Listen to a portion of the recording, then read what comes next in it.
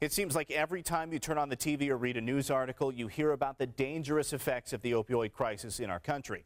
But are government regulators taking the right steps to fix the problem? Some pain patients say the opioid crackdown is causing more harm than good. Haney takes a deeper look into the pain patients impacted by the opioid crisis. When people hear opioid crisis, the first thing they think of is prescription medications like oxycodone and Percocet. But in the DEA's 2017 National Drug Threat Assessment, they say the percentage of illegally sold opioid narcotics on the market is actually less than 1% of what's prescribed. This misleading concept has led many pain patients to believe the crackdown isn't focusing on the right drugs. In 2016, the CDC revised the existing opioid prescription guidelines to crack down on opioid overdoses and deaths. The regulations were intended to be used as guidelines, but instead, they've been used as laws. And he looked me dead in the face, and I'll never forget it. It was the last thing he said to me. He said, "My patient's quality of life is not worth risking my medical practice or my license." And he walked out of the room like it was nothing. Meredith Lawrence says her husband Jay was devastated when the doctor cut him off the medication he relied on for a degenerative back problem. Jay's pain became so unbearable that he eventually gave up and took his own life, while his wife held his hand. He said, "Don't you dare let this doctor get away with this." And he took the gun out and he put it up to his chest and he pulled the trigger. Meredith's husband Jay is just one of many pain patients who have lost their lives due to the opioid crackdown. Pressure from regulators has caused doctors and pharmacists to decrease the number of opioid prescriptions they write, at the cost of chronic pain patients.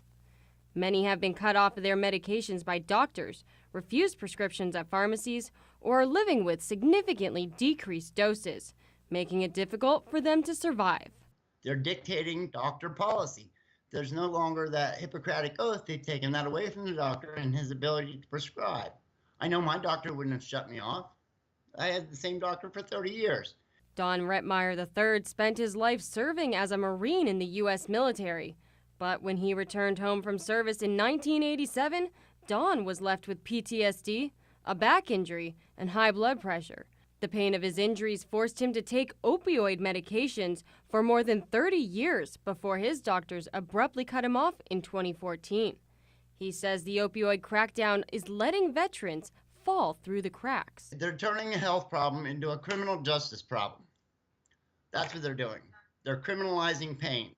They are forcing people off of their medicine, forcing them to go outside to illegal drugs where they take a good chance on not knowing what they're buying, getting a fentanyl-laced heroin or God knows what.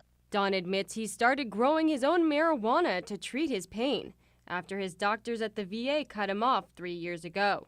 But the VA has strict rules about marijuana use and will not treat Don for his medical conditions while he has it in his system.